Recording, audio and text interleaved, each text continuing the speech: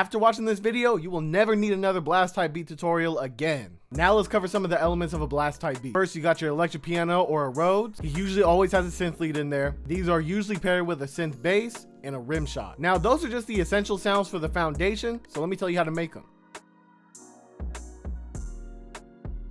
Now when you're making these progressions, it's better to stick with more complex and jazzy chords, something like a minor 7th or a minor 9th. So let's start off with a minor 7th chord. So we're going to start off with the first note in the scale. We're working in D minor, so the first note is going to be D. And then we're just going to skip every other note until we have 4 notes. And boom, that's a minor 7th right there. But if you add one more, it's a minor 9th. And you know what I mean? I'm going to be a little extra today, you feel me? Be a little different. You know what I mean? We gonna add another note on top of that too. Then we're just gonna drag it out right here and we're gonna hit some strum on it. Oh, also pro tip for electric pianos and Rhodes and stuff like that, the velocity is super important. So if I got the velocity jacked up like this right here, it has like a really harsh tone. But if I bring it down to like right here, it ends up becoming way more mellow. Now just to make this progression a little bit easier, we're going to copy it over and pitch it up 500 cents.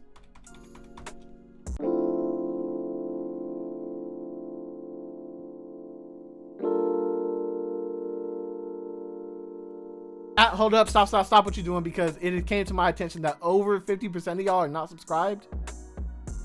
Do me a favor, hit that little subscribe right there. I mean, and since you're there, hook your boy up with a like real quick on the video. So I personally feel like synth leads sound really good with a call and response technique. I know you're sitting there like, Infinite, it's too much music there. Like, you out here talking about call response. I don't know what that is. I didn't go to Berkeley. What's going on? So call and response is when you play something, you take a little bit of time to wait, and then you play something again. So if we look at the MIDI right here, we got this playing right here, and then we have this space right here where it's kind of like not really doing anything, not too much movement, and then we have something coming right here. You know what I mean? So this right here is the call. The space right here is the waiting time, and then right here is the response. You know what I mean? Now, another way to make your synth leads a little bit more saucy is to add grace notes. I don't know if that's actually what it's called, but that's what I'd be calling it. Now, grace notes is basically when you just have like the little note right here and it'll slide into the next note. So for instance, I could just have the synth lead play like this,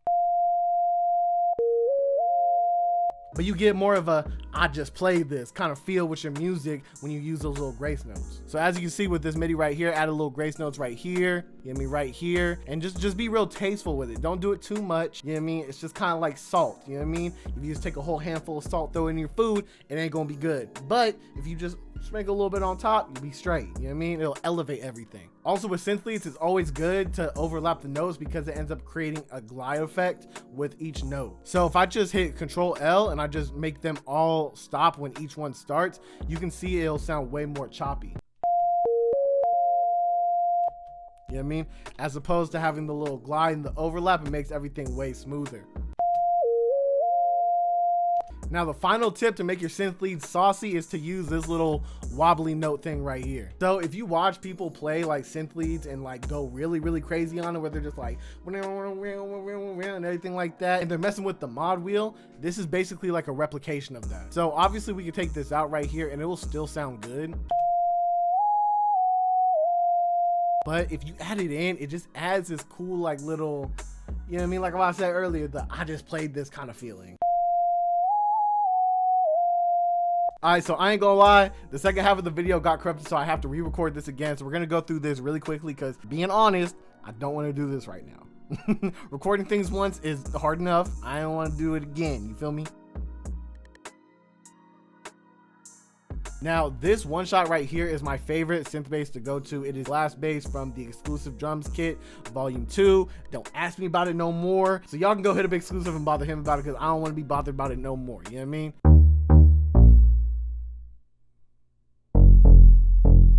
So as you can see with the synth bass, we are using a call and response technique, just like how we did with the synth lead. So we got the call right here, you know what I mean? We got this little space right here, and then we got the response right here. And I'm a firm believer that when it comes to synth basses, less is more. So all I did right here was just do the traditional 3-hit that people be doing on West Coast. Is a very quintessential pattern for us. You feel me? So it just goes boop, boop, boop. You know what I mean? Then I take a little bit of time so it can breathe and everything like that. And then I just come on the second half and I just do like whatever I think sounds cool. In this case, I just kept it simple with the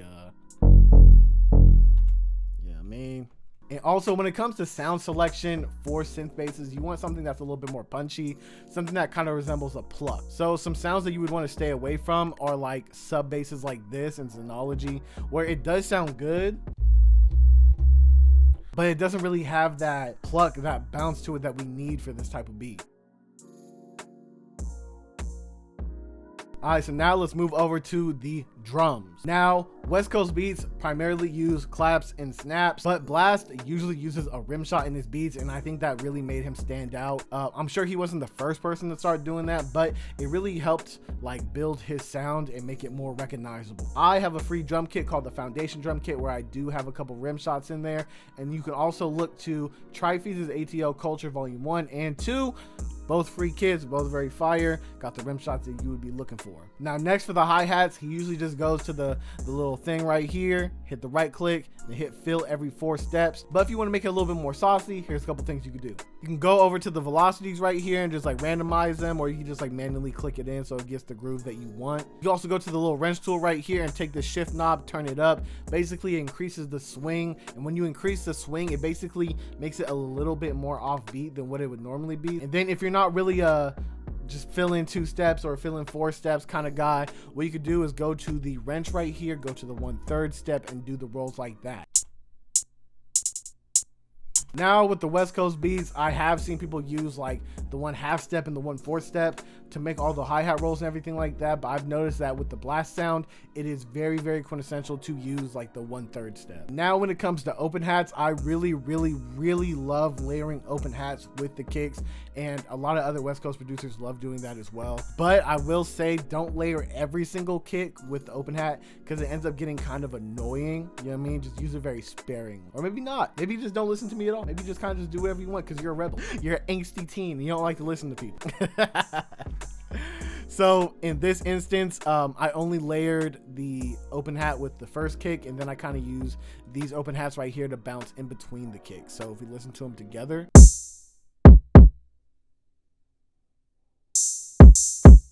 And then when it comes to percussion, just make sure that you're using it very sparingly. You know what I mean? Don't overdo it with the percussion, because Blxst beats are generally really simple overall. So you need to keep it simple as well if you're trying to get that sound. So in this case, all I did was just add a tambourine sound effect right here.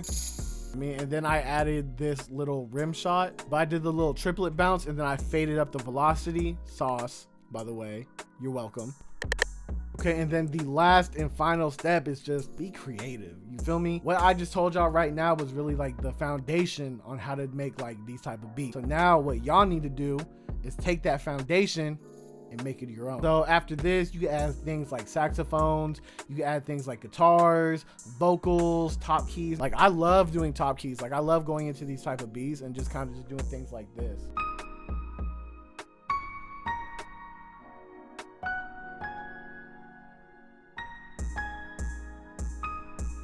And things like that, just because it makes everything way more saucy and unique. So for this beat right here, I actually hit up my boy Renaissance Mike, and I asked him to play the sax over it, and I chopped up certain parts of it, and it's just so saucy, bro. Just, y'all gotta peep real quick. Y'all gotta peep. Hold on.